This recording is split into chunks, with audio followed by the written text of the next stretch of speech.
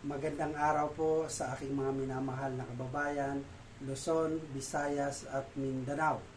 Sa ating mga kapatid na Muslim, Assalamu alaikum warahmatullahi wabarakatuh. Welcome to my vlog.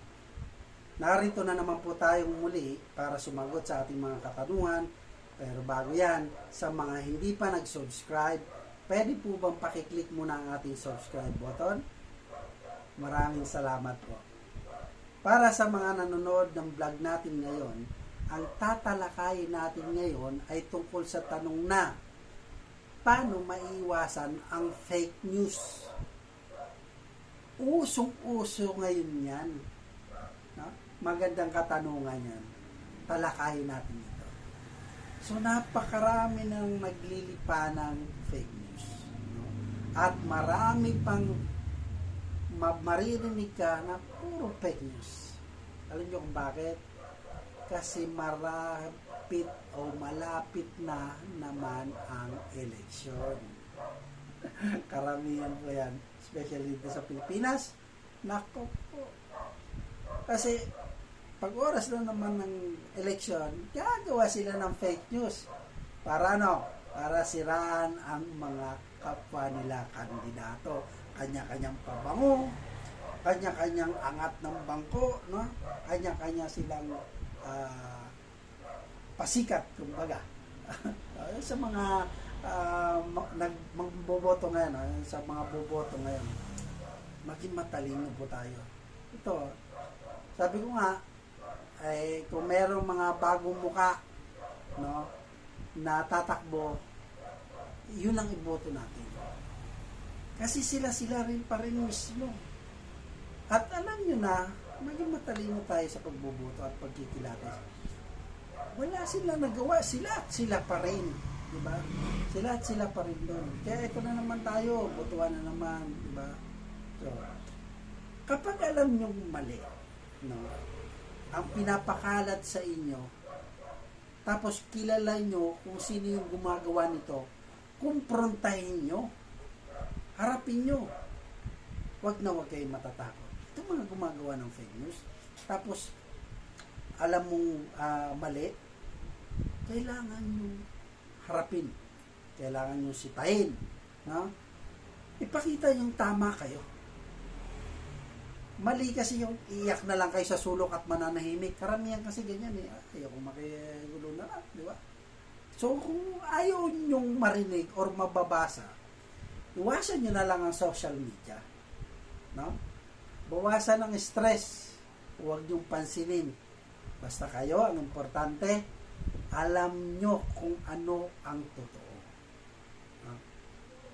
Grabe kasi ngayon. Naglilipana ngayon ng fake news.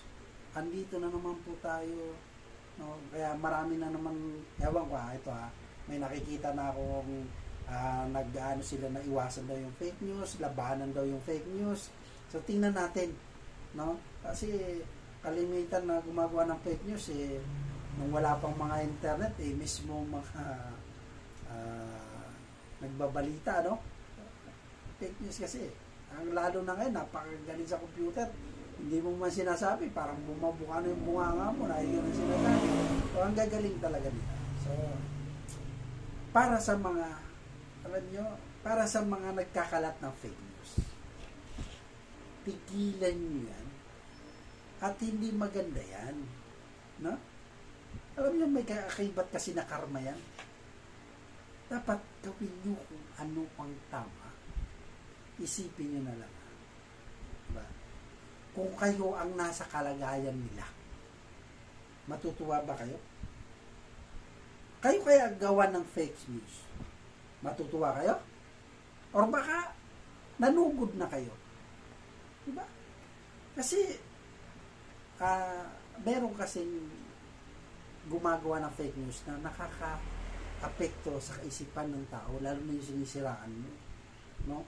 Nung sabihin hindi naman siya magnanakaw, sabihin mo magnanakaw. Diba?